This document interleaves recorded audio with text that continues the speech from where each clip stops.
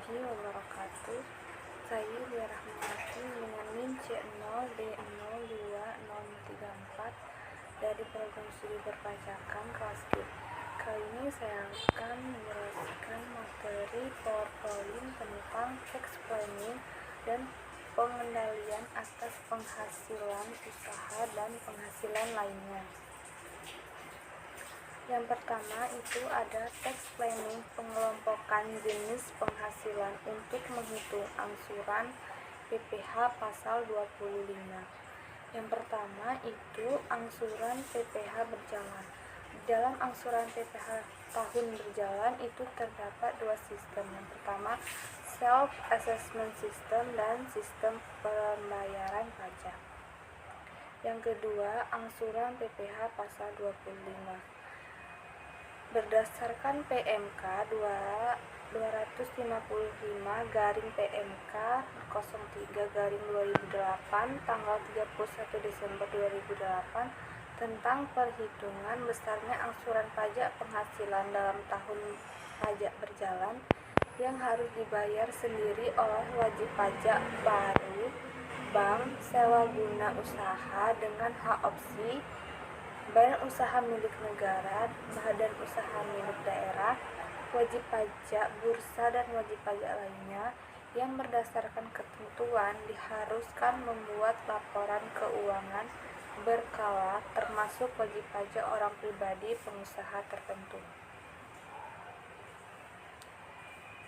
Yang kedua, pengelompokan jenis penghasilan.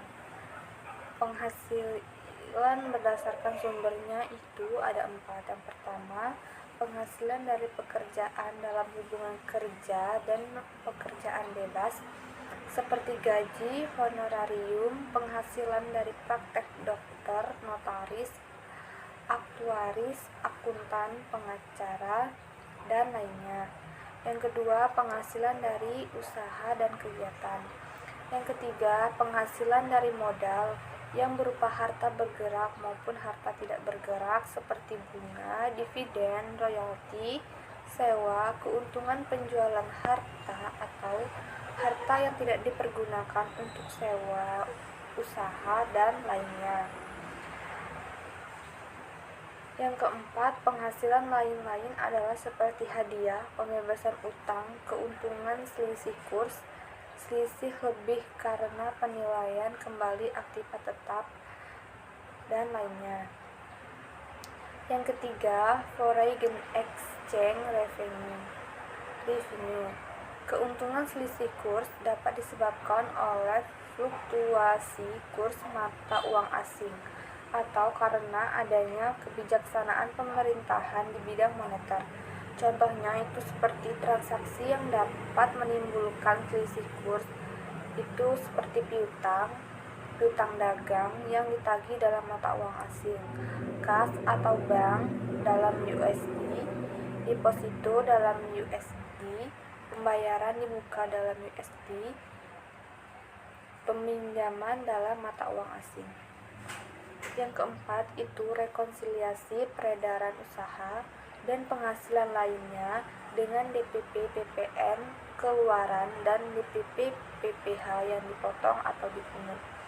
Dalam melakukan perencanaan pajak, wajib pajak perlu melakukan rekonsiliasi peredaran usaha dan penghasilan lainnya yang dengan omset PPN.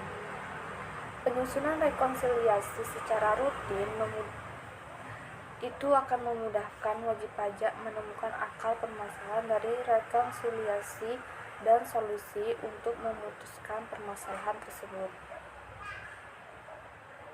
Yang kelima, berbagai pengujian untuk menguji kebenaran perhitungan peredaran usaha. Dalam pemeriksaan pajak, terdapat beberapa cara untuk menguji kebenaran perhitungan peredaran usaha selain rekonsiliasi peredaran usaha yang dilaporkan pada SPM PPN pada SPT Badan.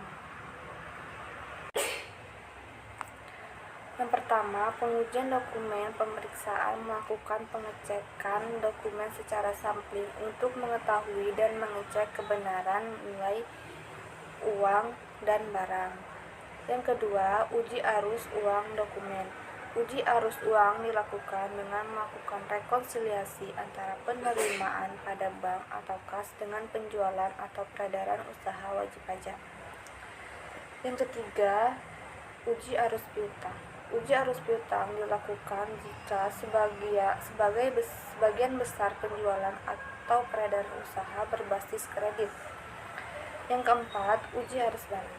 Uji arus barang dilakukan dengan melakukan rekonsiliasi antara akun persediaan dengan nilai penjualan.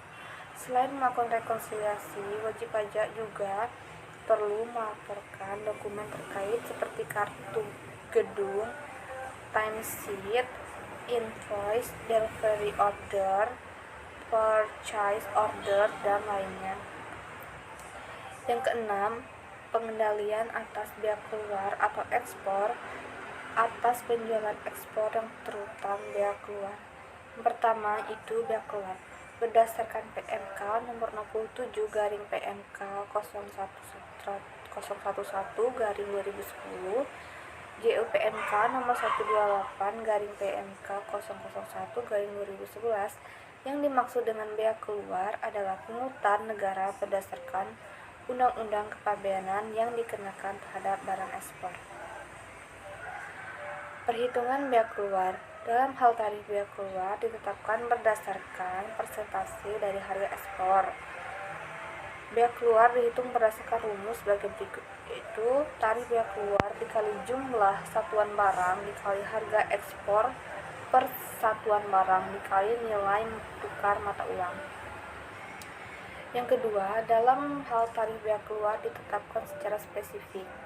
Bea keluar dihitung berdasarkan rumusnya sebagai berikut, yaitu tarif bea keluar per satuan barang dalam satuan mata uang tertentu dikali jumlah satuan barang dikali nilai tukar mata uang.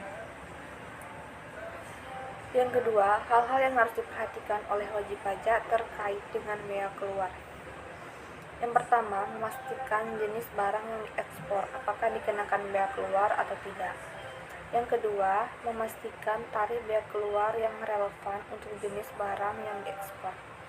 Yang ketiga, jika terdapat ketidakjelasan mengenai pengenaan bea keluar, wajib pajak dapat mencoba untuk mengajukan permohonan penegasan kepada instansi terkait. Dalam hal ini dilakukan kepada Dirjen Bea Cukai. Cukup sekian presentasi dari PowerPoint yang saya buat. Kurang dan lebihnya saya mohon maaf. Saya kira wassalamualaikum warahmatullahi wabarakatuh.